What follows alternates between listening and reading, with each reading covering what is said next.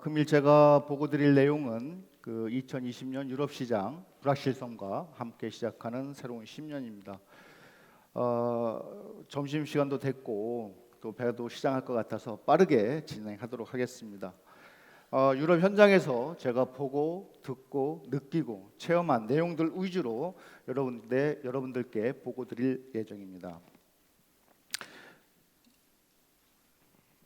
최대한 여러분께 그 유럽에서 일어나는 유럽 비즈니스의 최근 이슈와 파급 효과, 우리의 수출과 투자 비즈니스에 미치는 영향, 또 글로벌 기업과 유럽 정부의 현재의 움직임, 그다음에 우리의 유럽 시장 진출 전략에 대해서 말씀드리도록 하겠습니다. 지난 10년간의 우리의 한국의 유럽 무역 투자 비즈니스에 대해서 되돌아보도록 하겠습니다. 국제통상 환경에 따라서 우리의 유럽 수출은 높고 낮은 부침이 있었지만 2011년도 한 이후 FTA 체결 이후에 1,000억 달러 수준에서 1,200달러 수준으로 저희들의 무역은 안정적이고 탄탄하게 증가하고 있습니다. 특히 우리나라의 대EU 수입 시장 점유율은 그 FTA 효과라고만 말씀드릴 수는 없겠지만 일본이 4.72%에서 우리나라가 4.7%에서 3.7%로 감소되는 사이에 우리나라는 2.6%로 안정적인 시장 점유율을 보여주고 있습니다. 대EU 수출 주력 품목은 2009년 이후로 큰 변화는 없습니다. 축전지와 전기차가 2015년도와 19년도에 각각 새로이 10대 품목으로 들어간 반면에 평판 디스플레이, 무선 전화기가 베트남의 현지 생산 등의 원인으로 인해서 주요 수출 품목에서 제외되고 있습니다. 대기업 품목 중에서는 우리나라의 그 자동차 수출, 자동차가 FTA 효과에 가장 큰 수혜 품목으로 나타났고요. 중소기업 제품군 또한 의료기기, 또 식품류, 화장품 등 전반적으로 상승하는 것으로 보아 FTA 체결 효과가 있는 것으로 조사되고 있습니다. 우리나라의 대EU 수출은 투자는 2005년 이후 4배 이상 급증하고 있습니다. 지역별로는 동유럽의 투자 증가세가 가장 눈에 띄고 있는데요.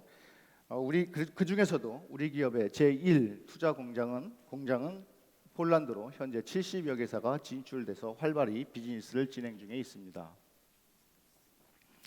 2020년은 새로운 10년의 시작이지만 유럽 경제에 대한 불확실성은 그 어느 해보다 높다고 할 수 있습니다. 글로벌 경제의 유럽발 불확실성을 높이는 9가지 이슈에 대해서 한번 찾아보도록 하겠습니다. 첫 번째, 브렉시트는 유럽 내 각국의 비즈니스에 투자를 위축시킬 수 있고 이는 우리의 새 EU 수출에 매우 부정적인 영향을 차지하고 있습니다. 그동안 브렉시트는 3월 29일, 4월 12일, 10월 31일, 내년 1월 31일로 4차례나 연기되었고 또 앞으로 연기되었을 정도로 혼란을 겪고 있습니다. 1월 31일 브렉시트 또한 오는 12월 12일 총선에서 보수당이 승리하느냐 노동당이 승리하느냐에 따라 그 방향성이 정해질 것입니다. 최근 여론조사에 따르면 유고부 기관에 따르면 보수당이 압승할 것으로 조사는 되고 있습니다. 하지만 유럽 각국들은 영국의 기업 탈출, 브렉소더스의 기업 유치에 각국 보이지 않는 전쟁을 치르고 있었습니다. 영국 또한 기업 탈출 방지를 위해서 법인세를 아일랜드를 제외한 유럽 수준의 최저 수준으로 운영하고 있고 브렉시트 이후에는 보다 공격적으로 법인세를 인하할 것으로 전망되고 있습니다. 독일, 프랑스, 네덜란드 등은 영국을 떠나는 기업들을 잡기 위해 친기업 정책을 한층 강화하고 있습니다. 제가 최근에 독일 투자공사 사장을 면담한 바가 있는데요. 지금은 최고로 바쁜 시즌을 보내고 있다고 합니다. 그만큼 영국 탈출 기업들의 독일 투자 정보 문의가 쇄도하고 있다는 건데요. 본인 말로도 물반 고기반이라고 합니다. 이를 보면서 저는 적자 생존의 냉혹함이 글로벌 경제에도 여실히 적용되고 있구나라는 것을 알고 있겠습니다. 브렉시트가 우리나라 경제가 브렉시트가 되면 어떻게 될까요? 브렉시트가 실현되더라도 우리 기업의 대영국 수출은 지난 8월에 한영 FTA 체결 이후에 체결 덕택으로 인해서 크게 변하지는 않을 것으로 전망되고 있습니다. 오히려 우리 기업에도 새로운 수출 기회가 찾아올 수 있습니다. EU 수입 시장에서 영국과의 경합도가 높은 품목이 그러한데요. 자동차 부품, 컴퓨터 부품, 기계 부품 등이 있습니다. 하지만 우리 기업들이 동유럽에 많이 진출해 있는데 동유럽 진출 제품들이 영국 시장으로 들어갈 때 새로운 관세를 부과하여 관소를 물어야 되는 등, 또 인증을 획득할 때에도 영국에서 인증을 다시 받아야 되고 EU에서 인증을 받아야 되고, 물류도 영국에서 물류를 세워야 되고 EU에 물류를 세워야 하는 등 추가적인 비용도 만만치 않을 것으로 예상됩니다. 미중 무역 전쟁이 어느 정도 종료되면 그 전쟁터는 바로 유럽으로 옮겨질 수 있습니다. 이미 1차와 2차에 걸쳐 양 진영은 세게 일합을 겨룬 바 있습니다. 미국, EU 통상 전쟁의 핵폭탄과 같은 분야는 바로 자동차 분야입니다. 그런데 미국 정부는 자동차와 관련 부품에 대해서 지난 관세 발동 여부에 대해서 아무런 결정을 내리지 않은 채 무역 확장법 232조가 지난 13일로 만료가 됐습니다. 그래서 자동차 부품이 전쟁이 종료가 된 것일까요? 일부 언론에 따르면 트럼프 대통령이 슈퍼 301조의 카드를 다시 만지작거린다는 그 언론 보도도 있는 걸 보면 아직까지 저희들의 자동차 전쟁은 스틸 살아있는 핵폭탄과 같은 내용입니다. 이러한 미 EU 무역 전쟁에 한국 무역에도 직접적 간접적 영향을 주고 있습니다. 예를 들어서 사비는 자동차용으로만 사용될 수 있도록 제한하였고요. 자동차 산업용으로 인증받은 업체에만 사비의 통관이 가능하도록 하였습니다. 선제는 기타국 국별 최대 30%로 사용을 제한하였고, 쿼터 총량 또한 EU 성장률 감소 등을 이유로 연도별 쿼터 증량을 5%에서 3%로 하향 조정하는 내용을 골자로 하는 결과를 10월 1일부로 새로이 EU가 시행을 하였습니다. 미국과 유럽의 글로벌 공룡들의 충돌은 수출로 먹고 사는 우리 경제에는 매우 부정적인 영향을 끼칠 수 있다고 할 수 있습니다. 예를 들면 하지만 이런 또 반사 이익도 우리가 기대할 수 있겠지요. 예를 들어서 EU가 새로이 부과하려고 하는 340개 예비 품목에는 우리가 EU 시장에서 미국과 경합하는 40여 개의 품목이 있습니다. 이 품목들은 관세에 부과에 따른 새로운 상대적인 가격 경쟁력이 저희들이 얻을 수 있고, 그 제품의 세부 리스트는 다음과 같습니다. EU는 한 EU FTA를 가장 큰 성공 사례, 모범 사례로 생각하고 있습니다. 이를 바탕으로 EU는 일본과 올 2월에, 그 다음에 싱가포르, 베트남, 메르코스루와 내년 상반기 중에 FTA 발효가 예정되어 있습니다. 최근에 우리나라와 EU의 FTA의 체결은 근 10년이 되었습니다. 양국 모두 리뷰할, 새롭게 개정한다는 데에 공감을 갖고 있습니다. 최근에 한 EU FTA 리뷰가 있었는데요. 우리 측 관심 이행 이슈로 의약품 화이트리스트 등재가 우리가 꾸준히 의약품 화이트리스트 국가로 등재해달라는 요구가 있었고, 마침내 받아들여져 5월 달로 등재가 완료됐습니다. 중대형 상용차 소량 수출 인증과 관련돼서도 현재 그 인증을 면제해달라는 요청을 저희들이 꾸준히 하고 있고 EU에서 받아들여져 입법 절차가 진행 중에 있습니다. 삼계탕과 어묵의 명태 함량 또한 양 기관이 어느 정도 공동으로 그 양해를 한 상황입니다. EU 측 관심 이행 이슈로는 ILO 핵심 협약 비준, 쇠고기 그동안 광우병 사태로 금지되었던 수입산 EU산 쇠고기가 조만간 들어올 예정으로 있고요. 지리적 표시, 공연권 보호 강화 등을 EU 측에서는 주장하고 있습니다. 앞에 슬라이드에서도 말씀드렸듯이 우리나라의 대EU 수출은 EU 경기와 아주 매우 밀접한 영향이 있습니다. 최근 들어 20일을 비롯한 전문가들은 이 EU 경기가 2분기 연속 침체되어서 테크니컬 리세션, 기술적 침체에 들어갔다는 데에 전반적으로 동의를 진단하고 있습니다. 11월 현재 우리나라 EU 수출도 마이너스 7%대로 자동차를 제외한 선박, 반도체 등 전반적으로 대폭적인 수출 감소세를 나타나고 있습니다. 이 모든 것이 유럽 경제의 하락과 밀접한 관계가 있다고 할 수 있습니다.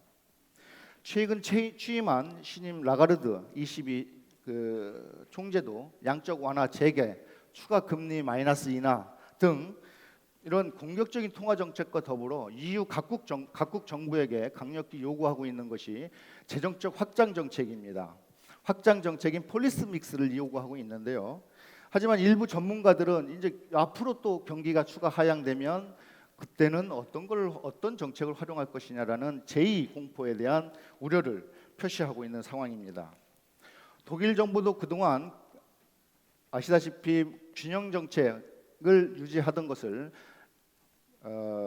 경기 부양책 방향을 선회해서 경기 하방 리스크를 최대한 줄이겠다라는 정부 차원에서 EU 각국 정부 차원에서 총력 대응하고 있는 상황입니다. EU의 환경 규제는 세계 최고 수준이라고 할 수 있죠. 우리 수출에 있어 비관세 장벽으로도 작용할 수도 있고 EU에서 요구하는 기술 수준을 맞추는데 우리 기업들이 어려움을 느낄 수 있습니다. 환경 규제는 크게 CO2 분야, 온실가스 분야, 그리고 플라스틱, 비닐 봉지 등 환경 유해 분야, 그다음에 화장품, 의료기기, 인체, 전자제품의 등 인체 유해한 분야 등 크게 분류될 수 있고 규제 강화는 더욱더 강화될 예정으로 있습니다. 기타로서는 독일이 기름 및 화석 연료와 관련돼서 난방 신규 설비를 전면 26년부터 금지할 예정으로 있고요. 독일, 폴란드가 2040년까지는 석탄 발전소를 전면 폐쇄할 것을 약속한 바 있습니다. 프랑스가 2025년까지 플라스틱의 100%를 재활용을 추진한다는 계획도 발표되어 있습니다. EU의 개인정보 규정인 GDPR, 우리가 유럽 비즈니스에 있어서 또 다른 위험한 요소 중에 하나입니다. 올해 5월 기준만 하더라도 14만 4천 건, 유출 통지가 8만 9천 건 이상 신고되어 있습니다. 현재 어느 우리 기업이 신고되어져 있고 어느 기업이 민원이 들어와 있는지는 현재로서는 알 수 없습니다. EU에서 공식적인 조사가 되어야만 그때 가서야 우리가 이제 알 수는 있는 상황입니다. 우리 기업들의 GDPR 인식 수준 또한 일부 개선되어졌다고 하지만 대기업들도 상당히 어려움을 호소하고 있는 상황입니다. 우리 개별 기업이 EU 고객 정보를 한국으로 보낼 때에는 우리나라가 적정성 결정 승인 국가로 인정이 되어야 합니다. 그런데 아직 우리나라가 적정성 결정 승인 국가로 인정되지 않은 상태이고요. EU 측에서 눈여겨보는 부분은 우리나라의 정보 보호 수준입니다. 아직 관련 법안인 데이터 3법이 국회에 지금 계류 중에 있고 통과가 되어 있지 않은 상태이기 때문에 그렇다면 또 다른 어려움이 있을 수 있습니다. 지금 일본 등 13개국의 소재 기업들은 개인정보의 자유로운 이전이 가능합니다. 우리나라의 법률 개정이 만약에 지연되면 또 우선순위에서도 지금 뒤로 밀릴 가능성도 있는 그런 상황입니다. 그동안 우리 기업의 유럽 투자 프로젝트 진출이라 한다면 현대 엔지니어링이나 포스코의 폴란드 환경 프로젝트 정도, LG CNS의 그리스 교통 프로젝트 정도일 것입니다. 동유럽 진출이 이렇게 기대에 못 미치는 부분은 아무리 시장 규모도 작고 아무래도 우리에겐 익숙지 않은 시장일 것이기 때문일 겁니다. 하지만 내년도 2020년은 제2차 EU 결속기금 집행의 마지막 해입니다. 배정 예산도 지금 한 400억 유로가 미집행 상태로 남아 있습니다. 아무리 동유럽 국가들이 행정 관료주의가 심하고 행정 능력이 부족하다고 하더라도 제2차 결속기금의 마지막 해에는 내년에는 주요 EU 기금이 프로젝트가 다수 쏟아질 것으로 예상되고 있습니다. 관련 기업들의 보다 적극적인 정보 수집 코트라와 함께 같이 하였으면 좋겠습니다. 이 밖에도 정치 이슈로는 구급파의 부상과 녹색 등의 돌풍이 어디까지 갈 것인지를 다들 긴장하고 있습니다. 내년도에도 대선, 총선, 지방선거가 연연히 예정되어 있습니다. 정치 지형 변경에 따라서 경제 불황이 출렁일 수도 있습니다. 사회 이슈로는 고령화가 심화되면서 기업들의 구인난이 가중되고 있습니다. 독일을 예를 들자면 지속 가능 성장을 통해 해외 인력 유치에 매우 적극적입니다. 그동안의 독일 시민권자나 유럽권자에게 우선적으로 채용하라는 그 정책은 이미 폐기되었고요. 비대졸자라 하더라도 6개월간 독일에 체류했다면 그 취업 준비 비자를 줄 정도입니다. 현지 진출해 있는 우리 기업들, 독일이든 동유럽이든 가장 심각한 그 애로사항은 현지 인력 구인난입니다. 앞서 말씀드렸듯이 글로벌 경제의 불확실성이 엄습하면서 글로벌 기업과 정부, 산업도 대책이 빨라지고 있습니다. 유럽 기업들은 2020년이 산업의 대전환기라는 데 대체적으로 동의하고 있습니다.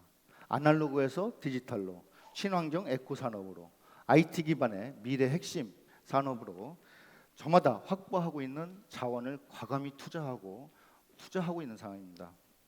이는 그동안 우리 글로벌 기업들이 아웃소싱을 하는 글로벌 기업에게 부품을 납품하면서 수출로 먹고 살았다면 그동안의 그 글로벌 기업들은 그런 비용 절감보다는 오히려 자금, R&D라든가 그런 그 기술 개발에 보다 투자를 우선시하기 때문에 저희들에게는 결코 반갑지 않은 또 다른 경영 환경의 변화일 수 있습니다.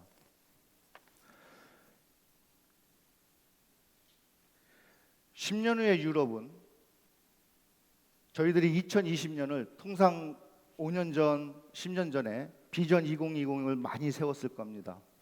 그런 의미에서 비전 2030을 보면 10년 후에 유럽은 어떻게 변화될까요? 그거에 의해서 저희들이 한번 2020년을 보자는 겁니다. 10년 후에 유럽은 6G, 7G 기반의 스마트 공장이 돌아가면서 아디다스의 무인 공장에서 로봇들이 제품을 쏟아낼 것입니다. 유럽 공장들은 더 이상 인건비에 대해 걱정하지 않을 것입니다. 거리에서 운행되는 차는 50%가 친환경 자동차로 꾸려질 것이고요. 4명 중 1명은 레벨 4나 5의 자율주행차를 운행할 것입니다. IT 융복합의 AI, VR, 우리의 일생생활을 보다 풍족하게 만들겠지만 또 한편으로는 그만큼 시장도 키울 것입니다. 이러한 2030년의 시각에서 우리 유럽 각국의 정부와 유럽 글로벌 기업들은 2020년을 어떻게 준비하고 어떠한 대책을 수립하고 있는지 한번 보겠습니다. 이러한 2030년의 산업 빌전을 달성하기 위해 거의 모든 유럽 각국의 국가들은 4차 산업혁명 육성 정책에 온 힘을 다하고 있습니다. 참고로 독일의 국가산업전략 2030을 보면은요, 국가 총 부가가치의 제조업 비중을 현재 21%에서 25%로 늘린다는 전략입니다. 기업 규모도 M&A 등을 통해서 세계적인 기업으로 몸집을 키우겠다는 그런 전략입니다. 핵심 기술 기업의 M&A, 특히 중국으로부터의 M&A를 철저히 차단하겠다는 것을 최근 발표한 바 있습니다. 에너지 전환과 기후 보호를 위해 그 핵심 산업으로 수소 산업을 선정하였습니다. 수소 모빌리티 분야에 2,350만 유로로 투자할 계획을 최근에 발표한 바 있죠. 유럽에서 글로벌 기업들이 매우 중요한 변화가 또 하나가 SCM의 변화입니다. 로컬 소싱을 대폭 확대하고 있다는 거죠. 독일은 인더스트리 4.0을 통해 개도국과의 생산 비용을 현격히 격차를 해소하는 것을 추진하고 있습니다. 자동차 산업들은 BMW, 폭스바겐, 현지 진출한 토요타, 닛산 등 모든 자동차 기업들은 최대 50%에서 최대 90%까지 현지 로컬에서 자동차 부품들을 조달할 계획을 최근에 발표한 바 있습니다.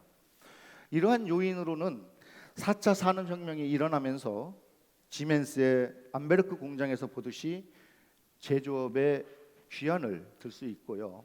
또 통상 분야에서 빠르게 자국 우선주의를 심화하는 그런 분위기와 맞물려 보다 빠르게 가중되고 있습니다. 이에 대해 우리 기업들도 현지 투자로 적극 대응하고 있습니다. 체코에 최근 투자한 현지 중견기업 법인장하고 제가 면담한 바 있습니다. 왜 투자하셨는지요? 자동차 OE가 현지 생산을 강력히 희망하고 있고 더 이상 투자 없이는 자기 자사의 유럽 시장 확대에 대해서 세계 시장 확대에 대해서 한계점이 있기 때문에 과감히 투자하였다고 저한테 이야기한 바 있습니다. 우리 기업이 주로 진출해 있는 폴란드, 헝가리, 체코 이런 데는 인력 부족이 지금 심각한 상황입니다. 옆에 있는 우크라이나 심지어는 예를 들어서 뭐 인도에 협력사 있으면 인도에서 뭐 100명씩 데려다가 공장을 돌리고 있는 상황이지요. 투자 시에도 만약에 그럴 경우에 투자 시에도 보다 공장을 스마트 팩토리화 한다든가 자동화하는 거에 따라서 투자 비용도 그만큼 많이 들 수가 있습니다. 유럽 비즈니스 여기 계신 분들도 유럽 비즈니스가 어느 정도 일정 수준 올라가시면 좋든 싫든 유럽의 현지 생산 공장도 고민하셔야 될 것 같습니다. 여기 계신 많은 분들 중에 유럽을 여행하다 보면 와이파이 속도에 답답함을 느끼실 겁니다. EU 집행위는 4G를 건너뛰고 5G 상용화 경쟁에서 주도권을 확보한다는 로드맵을 최근 발표한 바 있습니다. 2025년까지 EU 전 지역에 5G 서비스를 공급한다는 계획이고요. 현재는 EU의 대부분이 통신사들이 주파수의 입찰을 마감한 상태입니다. 그다음에 2020년에는 본격적인 서비스를 앞두고 있죠. 우리나라의 5 기술을 익히 알고 있기 때문에 또 저마다 우리의 통신사들이나 대기업과 협력에 적극적이었습니다. 며칠 전에 도이치텔레콤 고위 임원을 제가 만나봐 있는데요. 5G와 관련돼 가지고 어떻습니까? 했더니 한국의 중소기업들이 저희들에게 5G 컨텐츠나 AI, VR 모든 거에 대해서 저희들은 오픈되어 있고 적극적으로 만나겠다라는 의사를 표명한 바 있습니다. 하지만 장비 쪽에는 조금 더 고민을 해봐야 되겠다라는 이야기를 저한테 전달해 준 적이 있습니다. 친환경 전기차는 이제 대세입니다. 이미 시장에 본격적인 궤도에 올라탔다고 보시면 될 것 같고요. EU 각국의 전기차 보조금 정책, EU 각국은 전기차 보조금 정책을 강화하거나 연장함으로써 EU 고객의 전기차 구매를 지속적으로 도와주고 있습니다. 이러한 산업 트렌드에 발맞춰 세계 1위 폭스바겐도 28년까지 전기차 모델의 70종을 개발할 예정이고 있고요. 40년 이후에는 모든 내연기관차를 중단할 예정으로 있습니다. 다임러 벤츠 또한 30년까지 자동차 판매의 50% 이상을 전기차 분야에서 담당한다는 계획이고요. 아우디, BMW 모두 마찬가지입니다. 최근에 저희 프랑크푸르트에서 GP 유럽을 개최한 바 있고요. 그때의 전기차와 지금 내연기관차를 주로 담당하는 자동차 부품 업체이지만 그 업종을 더 확대하여 전기차 분야의 부품까지도 납품한 업체였었는데요. BMW가 바로 그 자리에서 기술 제휴를 하고 구매도 약속한 그럴 정도로 전기차와 관련된 지금은 내연기관이 너무 힘들지만 전기차 분야와 관련돼서는 완전히 지금은 새로운 시장의 기회가 우리에게 열려져 있다라고도 저는 말씀드릴 수 있을 것 같습니다. 내연기관은 지속적인 침체, 환경 규제는 지속적으로 강화되고 있어 자동차 산업의 불황은 지속될 것 같습니다. 2019년도에 최악의 시기를 지나고는 있다고 하지만 그럼에도 불구하고 2020년에는 조금 더 나아질 것으로 보고 있습니다. 그럼에도 불구하고 여전히 불투명한 상황입니다. 생산량과 판매량이 급격히 감소하고 있고요. 자동차 업계의 감원바람, 구조조정은 매우 무섭게 불고 있습니다. 기계 로봇 산업에 있어서 대표적인 기업인 보쉬사는 홈 전략에 집중하는 것 같습니다. 우리들에게 익숙한 지멘스는 디지털화, 전동화, 자동화를 모토로 움직이고 있고요. 시스템 반도체 1위인 인피니온사는 전기차 분야에 집중하는 것 같습니다. 유럽은 전통적으로 화학, 제약, 의학의 리딩 국가이기도 하고 이러한 위치를 지속적으로 원하기를 희망합니다. 바스프는 전기차 배터리 시장을 위한 2차 전지 소재의 R&D에 집중하고 있고 반도체용 초고순도 불산도 제조하고 있습니다. 오리온, 사노피, 아스트라제네카 등 제약회사들은 신규 임상시험에 투자를 강화하고 있고 스타트업과의 협력도 매우 적극적이었었습니다. 유럽의 방산업체들도 절충기업이든 순수 납품 공급업체든 우리 중소기업과의 협력도 강력하게 희망하고 있었고요. BAE 시스템도 마찬가지고 에어버스사는 특히 인공위성과 관련된 부품 업체들을 한국으로부터 강력히 희망하고 있었습니다. 최근에 저희들의 지원을 받아서 부산에 지사를 설립한 밥콕 인터내셔널사도 마찬가지였습니다. 유럽 시장 개척을 어떻게 해야 할까요? 사실 유럽 시장은 우리에게 가깝고도 먼 시장입니다. 3위의 수출 대상 지역이기도 하지만 비행기로 12시간 이상 걸리는 지구 반대편에 위치해 있죠. 영국이 브렉시트를 통해 EU를 탈출하면 27개국의 다양한 회원국으로 구성된 다양한 시장이기도 하지만 통상은 모두 브뤼셀에서 담당하는 단일 시장이기도 합니다. 우리가 아시다시피 히든 챔피언도 2천여 개가 지금 유럽에 있을 정도로 아주 발달된 고부가 가치 지역이기도 합니다. 먼저 유럽 시장에 대해서 본격적이고 세부적인 기업별 진출 전략을 수립하기 전에 내년도 EU 시장에 대해서 우선 살펴보도록 하겠습니다. 전문가들은 내년도 EU 경제 성장률을 금년보다 0.2%포인트 상승한 1.6%로 보고 있지만 금년도와 대동소이할 것으로 전망하고 있습니다. 특히 독일 정부가 민감하게 생각하는 분야는 3대 불확실성의 분야인데요. 미중 무역 분쟁의 지속으로 중국 성장이 둔화되면 자국이 그동안에 수출하였던 중국발 자본재, 자동차의 수요가 급격히 둔화될 것을 우려하고 있습니다. 브렉시트의 불확실성으로 인해 EU 내에 투자가 위축되면 EU 내에 팔던 자기네의 기계 제품이 안 팔릴까 걱정하고 있고요. 글로벌 통상 환경 악화에 따른 교역 감소는 수출 산업 중심의 독일 경제에는 치명타입니다. 마치 우리나라하고 똑같은 그런 고민에 갖고 있는 상황입니다.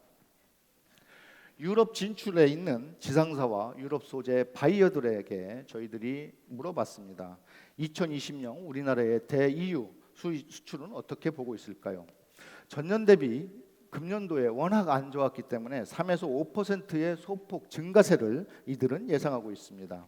특히 우리나라의 주요 대이유 수출 품목인 기계류와 반도체의 경우에도 세계 경기 회복에 따라 지난해보다 약간 개선될 것으로 전망하고 있습니다.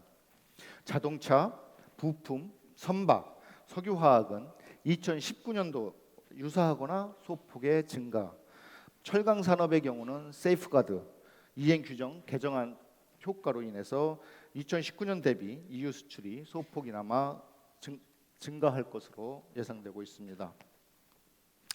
유럽 시장을 진출하기 위해서는 결론부터 이야기하면 왕도는 없습니다. 끊임없이 저에게 맞는 비즈니스 파트너를 발굴하고 그에 못지않은 마케팅 노력도 병행해야 되겠죠.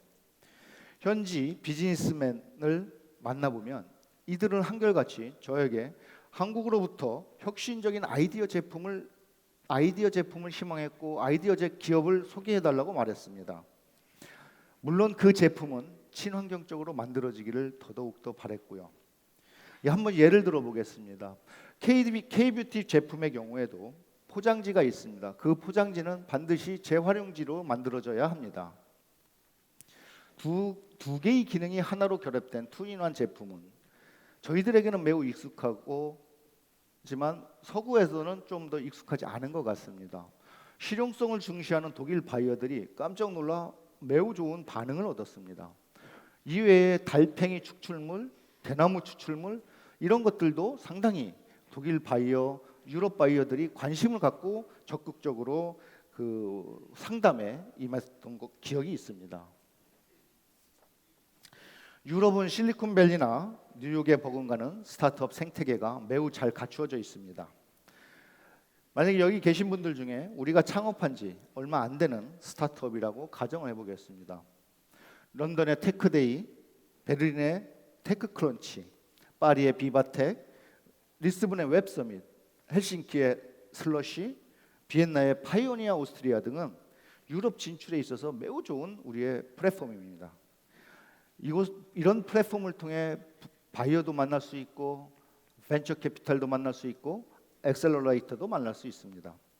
물론 코트라와 창진원 같은 데 공기관에서 관련 소요 비용도 전액 보조됩니다. 유럽 글로벌 기업들은 저마다 코퍼레이트 벤처 펀드를 갖고 있습니다. 이들은 기술 혁신 스타트업들을 글로벌하게 찾고 있고요. 이들과의 협력은 글로벌 기업의 밸류 체인을 단숨에 진입할 수 있는 좋은 기회이기도 합니다. 현재 유럽 본부는 40여 개사의 글로벌 코퍼레이트 벤처 펀드와 협력하고 있습니다. 이들에게 대표적인 기업으로는 랜드로버, 텔레포니카, 도이치텔레콤, 오리온, 리베아, 랩솔 등 분야도 다양합니다. 유망 스타트업을 찾고 있으니 적극적으로 이들을 활용하는 것도 하나의 방법일 것입니다. 가정용 전자제품, 소형 가정용 전자제품이라든가 또는 소비재 제품을 유럽에 진출시키고 싶으시다면 온라인 전자상거래 마케팅에 도전하여 EU 시장에 침투할 것도 하나의 방법입니다. 보수적이고 까다롭기로 소문난 유럽 시장에서도 전자상거래 시장은 폭발적으로 증가하고 있는데요. 분야도 생필품에서 패션, 미용에까지 다양하게 이루고 있습니다. 유럽 무역관들이 23개 무역관들이 여러분들의 입점에서부터 물류에 이르기까지 원스톱 서비스 체계를 구축하고 있습니다. 전자상거래 같이 한번 도전하겠습니다. 유럽 바이어들에게 자동차 부품을 팔려고 할 때 우리는 가격부터 강조해야 할까요? 아니면 품질과 서비스를 강조해야 할까요? 저희가 한번 물어봤습니다. 바이어들은 한국으로부터 자동차 부품이나 기계류를 살 때에 최우선적으로 기대하는 부분은 품질을 기대하는 것 같습니다. 우리 기업분들도 바이어와 상담할 때는 가격보다는 서비스나 품질에 대해서 보다 강조하는 상담 전략이 필요할 듯합니다. 내년에는 이들은 소폭이나마 한국으로부터의 수입을 증가한다고 합니다. 바이어들의 설문응답이 그렇게 나와 있으니 좀 더 우리가 희망을 갖고 유럽 시장에 도전을 할 수 있을 것 같습니다. EU 속에 K-뷰티도 매우 인기가 있습니다. 매년 40% 이상 수출 증가세를 보여주고 있습니다. 물론 화장품의 대-EU 수출 품목이 스킨케어 또는 베이스 메이크업 등 80% 이상이 기초 화장품에 차지하고 있지만 다른 품목으로의 확대도 얼마든지 가능하다는 게 제가 만나본 바이어들의 의견이었습니다. 반면 독일 최대의 유통기업인 치보라든가 니베아 이런 데는 뷰티테크, 피부진단 등 우리 기업들의 아주 기술 기업들 어떤 그 뷰티 분야의 스타트업과의 협력 어찌 보면 저보다도 더 희망을 한 것 같습니다. 2020년에는 파리와 프랑크푸르트에서 K-뷰티 인 유럽 사업을 계획하고 있습니다. 적극적으로 참여하고요. 유럽에 진출하고 싶으시면 인증이 필요한데 인증도 부다페스트나 불가리 소피아 무역관이 대행을 해주고 있습니다. 적극적으로 한번 활용하는 것도 좋을 것 같습니다. 일본의 화이트리스트와 제외와 관련하여 독일, 스위스, 오스트리아 등은 아주 좋은 대처 공급처로 급부상하고 있습니다.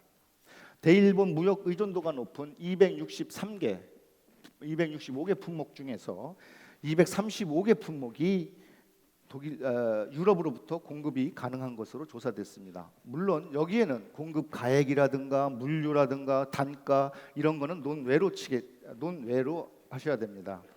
코투라를 통해서 여러분들이 대외 공급처도 얼마든지 발굴할 수 있고요. 같은 R&D 기관도 같이 개발할 수 있고 저희들이 연구기관들도 확보하고 있습니다. 서비스 콘텐츠 산업의 유럽 진출과 관련하여 제가 바이어와 지난번에 면담한 바 있습니다. 바이어들은 한국 콘텐츠가 매우 품질과 퀄리티가 매우 우수하다는데 대부분이 동의하고 있습니다. 다만 너무 트렌디해서 어느 한 제품이 시장에 좋은 반응을 얻는다 하면 너도 나도 할 것 없이 동일한 그러한 그 콘텐츠를 갖기 때문에 갖는다, 뭐 너무 획일적이다 이런 그 조언을 해줬습니다.